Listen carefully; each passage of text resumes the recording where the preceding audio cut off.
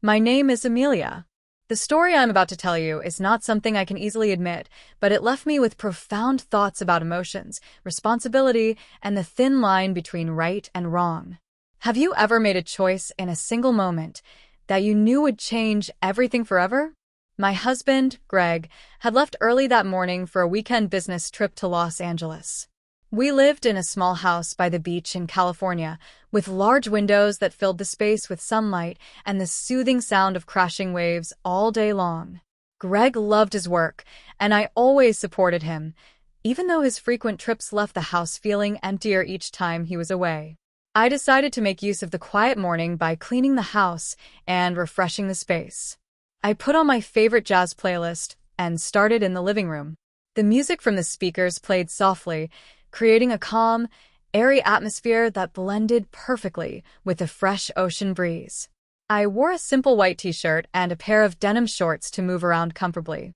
As I focused on dusting the high bookshelves where Greg kept some of his favorite decorations, I suddenly had the distinct feeling that someone was standing behind me. I turned around and saw Ryan, Greg's son from his previous marriage, leaning against the doorframe. Ryan had just come out of his room, his hair messy and his eyes still carrying traces of sleep. "Good morning, Ryan." I greeted him with a smile, trying to keep my voice cheerful. "Morning," he replied, though his gaze lingered a little longer than usual. He stepped into the living room and sat down on the sofa, his eyes still following me. I tried not to pay too much attention and continued my work, but his presence made it harder for me to concentrate. We started making small talk about his internship plans and the projects he was working on. But when I reached up to adjust a picture frame on the top shelf, I didn't notice that I was unsteady on the small stool I was standing on. The stool wobbled slightly to one side, and I lost my balance. "Amelia!" Ryan shouted as he rushed toward me. He wrapped his arms around my waist just in time before I could fall. In the quiet room, I felt the steadiness of Ryan's grip. We stood frozen for a few seconds, my breath caught in my chest as our eyes met, closer than ever before. I felt the firmness of Ryan's embrace, but there was also a gentleness, as if he was afraid of startling me. My heart beat faster when I realized how close we were, close enough that I could feel the warmth of his breath. I let out a small laugh to break the tense silence. "Good thing you were here. I could have had a nasty fall," I said lightly. Ryan didn't respond right away. His eyes stayed locked on me, as if he wanted to say something but couldn't find the courage. His gaze was a mixture of confusion, curiosity, and something else, something like admiration. I stepped out of his hold and adjusted my t-shirt, trying to regain my composure. Ryan still stood there, his eyes not leaving me. I turned to him and spoke in what I hoped was a casual tone. "Do you have any plans for the weekend?" Ryan shrugged, a faint smile forming on his face. "Not really. I'll probably just stay home and relax." I nodded and walked over to the sofa, motioning for him to sit with me. I needed a minute to calm down after nearly falling. Ryan sat down too, and suddenly the space between us felt smaller than it ever had before. The silence between us wasn't awkward. It was quiet but comfortable. The sound of the waves outside drifted in, accompanied by the golden sunlight streaming through the large window. I glanced at Ryan and noticed that he was still watching me with that calm, steady gaze. But there was something different in it, something soft, something sincere. "I've always loved mornings like this," I said gently, breaking the silence. "Peaceful and unhurried." Ryan nodded, his voice quieter. "Me too, especially when there's someone to share it with." His words made me pause. His tone didn't sound like he was talking about something simple. I felt my heartbeat quicken. "Amelia, sometimes it feels like we understand each other without needing words," he whispered, his eyes still locked onto mine. I felt the heat rising to my face. I shouldn't feel this way, but the way Ryan looked at me made everything feel hazy. Without thinking, I reached out and lightly touched his arm. That small touch seemed to make the air between us freeze. There was nothing but our breathing and a feeling that was impossible to put into words. "Ryan," I muttered, unsure, but I couldn't look away. Ryan didn't say anything. Instead, he gently placed his hand over mine, holding it as if to reassure me. In that moment, I knew we were standing at the edge of something far bigger than just a fleeting closeness. But before I could think any further, he leaned in closer.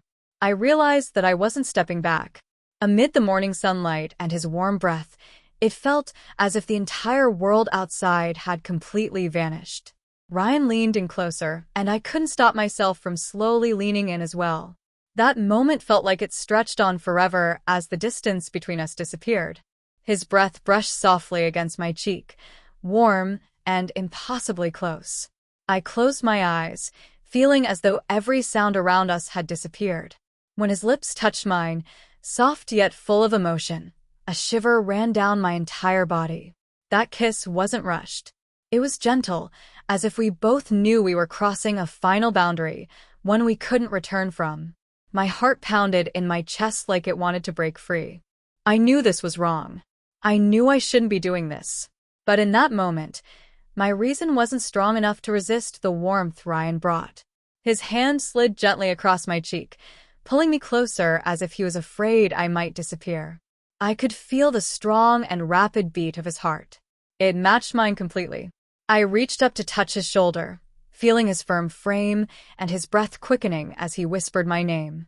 Amelia. The sound of his voice made me shiver. I rested my head against his chest, feeling his arms wrapped securely, yet tenderly around me, as if he wanted to shield me from everything outside of this world we'd created. His breath blended with mine, his warmth enveloping us in the gentle light of the room. I lightly brushed my fingers against his cheek, feeling the warmth of his skin beneath my touch. Ryan tightened his arms around me just a little more, his eyes reflecting a sincerity and longing that was impossible to deny. We both knew the line had been crossed. There was no longer any defense between us. Ryan lowered his head and kissed me again, this time deeper, more passionate. His kisses made every wall I had built crumble. I ran my fingers through his hair, feeling my hands tremble under the weight of emotions I could no longer hold back. Outside, the waves continued their rhythmic song, reminding me of the world that still existed. But in that moment, all that existed for me was his breath, his heartbeat, and a closeness that felt as if we had belonged to each other for so long. I told myself to stop, but my heart wouldn't listen. I felt the warmth of his breath near my ear, his voice soft and trembling. I don't know what to do, Amelia. I can't stop thinking about you. I lightly touched his cheek, and in his gaze I saw that we were both swept away in this unspoken, overwhelming emotion. That sweet temptation had pushed us past the fragile line, leaving me with a feeling of both fear and intensity, as if I had lost myself completely in his arms. I was almost lost in the haze between reality and overwhelming emotion.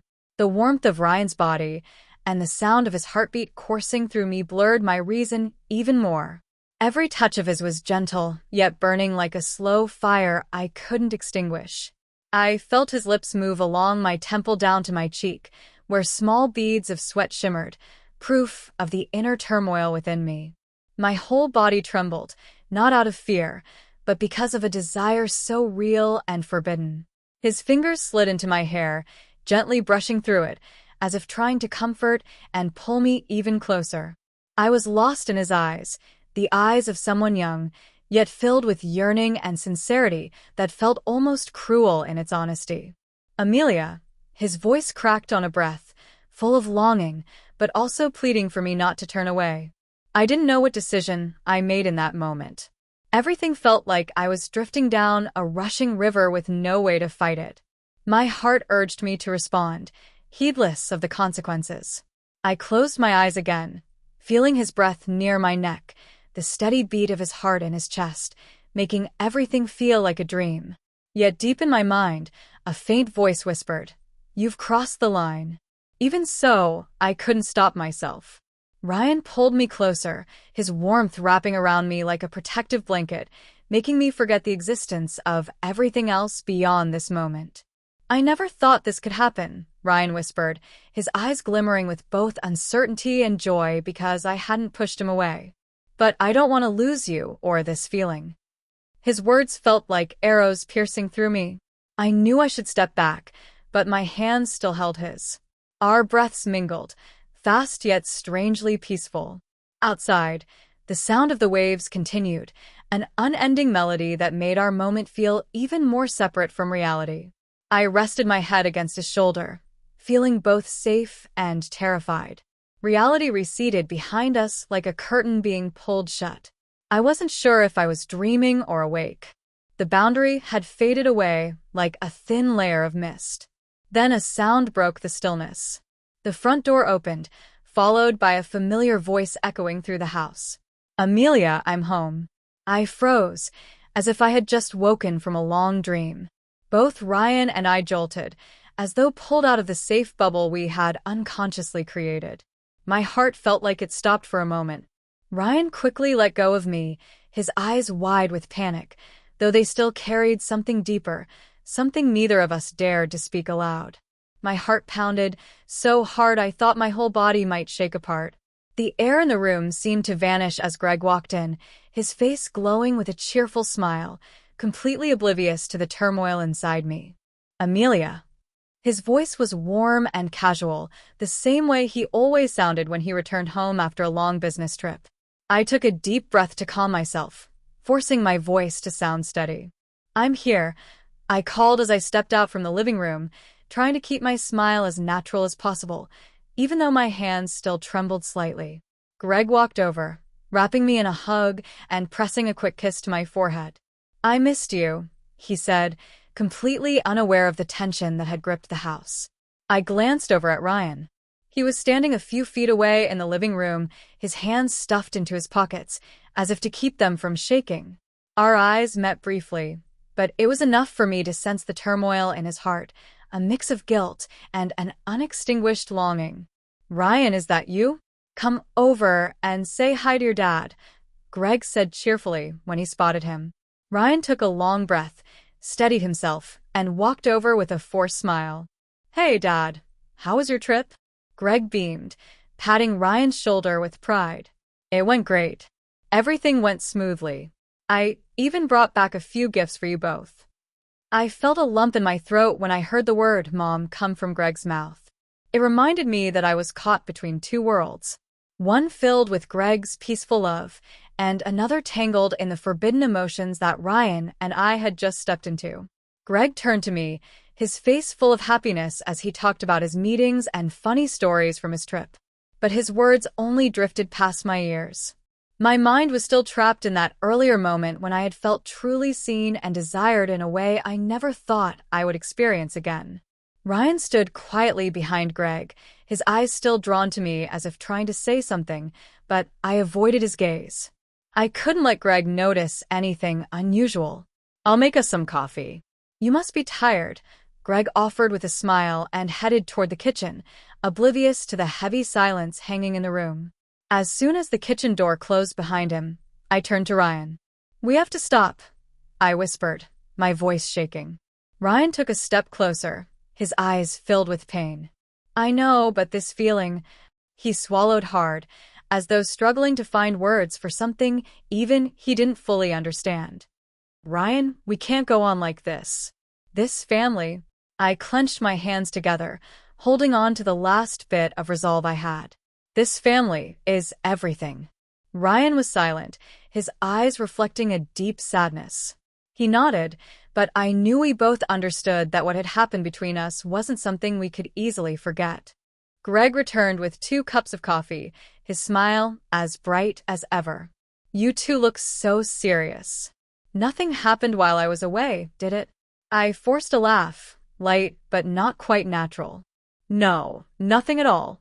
Just small talk," I replied, reaching out to take the cup of coffee from Greg. Ryan smiled too, but his eyes were still clouded with unease and regret. He turned away and walked toward the large window overlooking the sea, as if searching for a way to escape the room that was now weighed down with memories. I sat down next to Greg, but the familiar sense of happiness and peace had been shattered by a crack I wasn't sure I could ever mend. The warmth of his hand in mine couldn't quiet the storm rising inside me. In the days that followed, a silent heaviness filled the air. I tried to keep everything as normal as possible, cleaning the house, preparing dinner with Greg, asking about his work, as I always did. But in every quiet moment between conversations, I could still feel Ryan's eyes on me. Ryan avoided looking directly at me when Greg was around. But whenever we crossed paths in the kitchen, the hallway, or outside on the porch, I felt the awkwardness and unspoken tension in every glance. One afternoon, when Greg went out to watch a game with friends, I stepped out to the backyard to water the rose bushes. The late afternoon sun filtered softly through the leaves, but my mind was still weighed down by thoughts I couldn't let go of. I heard soft footsteps behind me and immediately knew it was Ryan. My heart tightened, but I didn't turn around. He stepped closer, standing only a few feet away. "I just wanted to step outside and get some fresh air," Ryan said, his voice low and slightly awkward. I nodded, trying to focus on what I was doing, but my fingers holding the garden hose trembled. Ryan took another step forward, close enough that I could hear the soft sound of his breathing in the cool ocean breeze. "You're avoiding me, aren't you?" His voice was quiet, but filled with urgency. I stayed silent, unsure of how to respond. I was afraid that if I said anything, everything would unravel. "I know everything that happened. It's hard to accept." Ryan hesitated, his eyes filled with torment. "But I can't pretend it didn't happen. I can't stop thinking about you." I turned to look at him, and in his eyes I saw all the emotions I was trying to bury. Confusion, longing, and guilt tangled together. "Ryan, we have to move past this," I said softly, trying to keep my voice steady.